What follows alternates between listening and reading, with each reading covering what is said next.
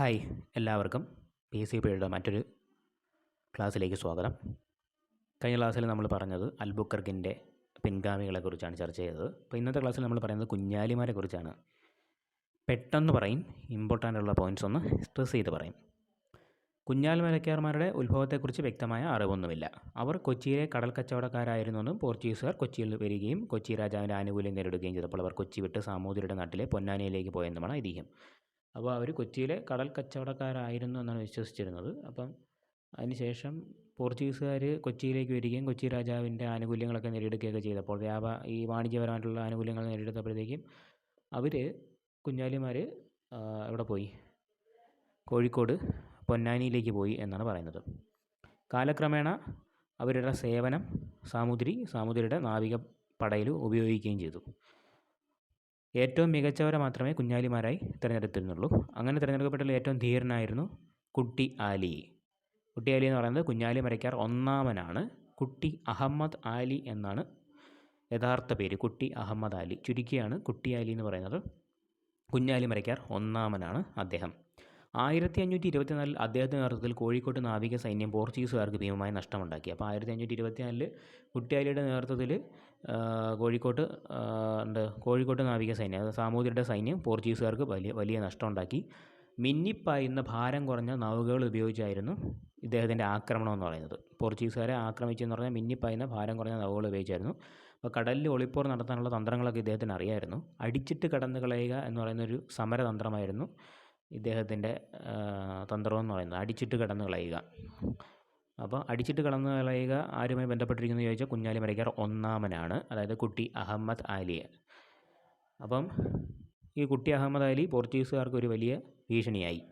Henrique D Menezes, ആ സമയത്തെ Portuguese വൈസ്രോയിയാണ് Henrique D Menezes, കുട്ടി ആലിക്കെതിരെ സുശക്തമായ ഒരു ആക്രമണം സംഘടിപ്പിക്കുകയും പൊന്നാനി തുറമുഖത്ത് വെച്ച് അദ്ദേഹത്തിൻ്റെ ഒട്ടേറെ കപ്പലുകൾ നശിപ്പിക്കുകയും ചെയ്തു. അപ്പോൾ ഹെൻറിക് ഡി മെനസസ് കുട്ടിയാലിക്കെതിരെ സുശക്തമായ ഒരു ആക്രമണം നടത്തുകയും പൊന്നാനി തുറമുഖത്ത് വെച്ച് കുട്ടിയാലിയുടെ ഒരുപാട് കപ്പലുകൾ നശിപ്പിക്കുകയൊക്കെ ചെയ്തു.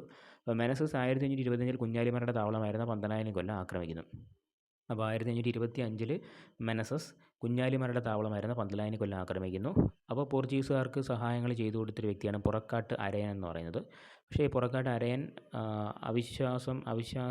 വിശ്വാസവഞ്ചന കാണിച്ചു എന്ന് കരുതിയിട്ടെന്ന് സംശയിച്ചിട്ട് പോർച്ചുഗീസ് ഭരണാധികാരി അദ്ദേഹത്തെ വെടിവെച്ച് മുറിവേൽപ്പിച്ചതിൽ പുറക്കാട്ട് രാജാവിന് പോർച്ചുഗീസുകാരോട് ഒരു ശത്രുത തോന്നി. പുറക്കാട്ട് രാജാവ് പോർച്ചുഗീസുകാർക്ക് എതിരായി.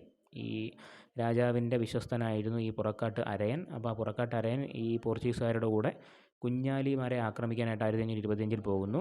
അപ്പം ഇതുപോലെ ഈ പുറക്കാട്ട് അരയൻ വിശ്വാസവഞ്ചന കാണിച്ചു എന്ന് സംശയിച്ചിട്ട് പോർച്ചുഗീസ് ഭരണാധികാരി അദ്ദേഹത്തെ വെടിവെച്ച് മുറിവേൽപ്പിക്കുന്നു. അപ്പോൾ അതിനെ തുടർന്ന് പുറക്കാട്ട് രാജാവ് പോർച്ചുഗീസുകാർക്കെതിരാവുകയും അവരുടെ ശത്രുക്കളെ ഭാവി യുദ്ധങ്ങളിൽ സഹായിക്കുകയും ചെയ്തു. അപ്പോൾ പോർച്ചുഗീസുകാരുടെ ശത്രുക്കളെ ഭാവി യുദ്ധങ്ങളിൽ പുറക്കാട്ട് രാജാവ് സഹായിക്കുകയും ചെയ്തു എന്നാണ് പറയുന്നത്. ഇനി ചാലിയം കോട്ടയാണ്. ഇതിനിടയിൽ കരയ്ക്ക് വെച്ച് സാമൂതിരിയുടെ സൈന്യത്തിൻ്റെ കരുത്ത പ്രഹരം ഏൽക്കേണ്ടിയെന്ന പോർച്ചുഗീസുകാരുടെ കോഴിക്കോട്ട് കോട്ട പൊളിച്ച് അവിടെ നിന്ന് പോയി. അപ്പോൾ കടലിൽ കുട്ടിയാലിയുടെ നേതൃത്വത്തിലുള്ള ആക്രമണം നടക്കുന്നു. കരയിൽ സാമൂതിരിയുടെ സൈന്യത്തിൻ്റെ കനത്ത പ്രഹരം കൂടെയൊക്കെ ആയപ്പോഴത്തേക്കും പോർച്ചുഗീസുകാരുടെ കോഴിക്കോട്ടുള്ള കോട്ട പൊളിച്ചിട്ട് അവിടെ നിന്ന് പോയി. കുട്ടിയാലിയുടെ നാവിക സൈന്യം അവരെ പിന്തുടർന്ന് ആക്രമിച്ചു. അപ്പം മെനസസിന് ശേഷം ഗവർണറായിട്ടുള്ള ലെപ്പോവാസ് ഡി സമ്പായോ 1526 മുതൽ 29 വരെ ഈ സമ്പായോ ആയിരുന്നു ഗവർണറായിരുന്നത്. അപ്പോൾ സമ്പായോ കുട്ടിയാലിയുടെ ശല്യം ഇല്ലാതാക്കാൻ സുശക്തമായ നടപടികൾ കൈക്കൊണ്ടു. 1528 പോർച്ചുഗീസ് നാവികപ്പട വീണ്ടും ഒരു യുദ്ധത്തിൽ ഏർപ്പെടുകയും ബാർക്കൂറിനടുത്ത് വെച്ച് കുട്ടിയാലിയെ തടവിലാക്കുകയും ചെയ്തു. അപ്പോൾ 1528 ഈ സമ്പായുടെ നേതൃത്വത്തിൽ ഒരു സൈന്യം കുട്ടിയാലിയെ ബാർക്കൂവിനടുത്ത് വെച്ചിട്ട് തടവിലാക്കി. അപ്പോൾ ഈ കുട്ടിയാലിയുടെ ബന്ധുവായിട്ടുള്ള പറ്റാച്ചി മരയ്ക്കാർ, കെയ്റോവിലെ ഒരു വ്യാപാരിയായിട്ടുള്ള അലി അബ്രഹാം, കുട്ടിയാലിയുടെ മകനായിട്ടുള്ള കുഞ്ഞാലി മരയ്ക്കാർ രണ്ടാമൻ എന്നിവരുടെയൊക്കെ നേതൃത്വത്തിൽ നാവിക സൈന്യത്തെ പുനഃസംഘടിപ്പിച്ചു. സാമൂതിരി നാവിക സൈന്യത്തെ പുനഃസംഘടിപ്പിച്ചു. അപ്പോൾ കുട്ടിയാലിയെ പോർച്ചുഗീസുകാർ 1528 ബാർക്കൂറിനടുത്ത് വെച്ച് ഇവർ തടവിലാക്കുന്നു. അപ്പോൾ അതിനുശേഷം നാവിക സൈന്യത്തെ കുഞ്ഞാലിമരയ്ക്കാർ രണ്ടാമൻ്റെ നേതൃത്വത്തിൽ സാമൂതിരി പുനഃസംഘടിപ്പിക്കുകയാണ് ചെയ്യുന്നത്. അപ്പോൾ കുഞ്ഞാലിമാർ ശ്രീലങ്കയിലും കിഴക്കേ തീരത്തുള്ള പോർച്ചുഗീസ് പ്രദേശം ആക്രമിക്കുന്ന ധീരമായ പരിപാടി സ്വീകരിച്ചു. അപ്പോൾ ശ്രീലങ്കയിലും കിഴക്കേ തീരത്തുമുള്ള പോർച്ചുഗീസ് പ്രദേശങ്ങളെല്ലാം ആക്രമിക്കുക എന്ന് പറയുന്നൊരു പരിപാടി സ്വീകരിച്ചു.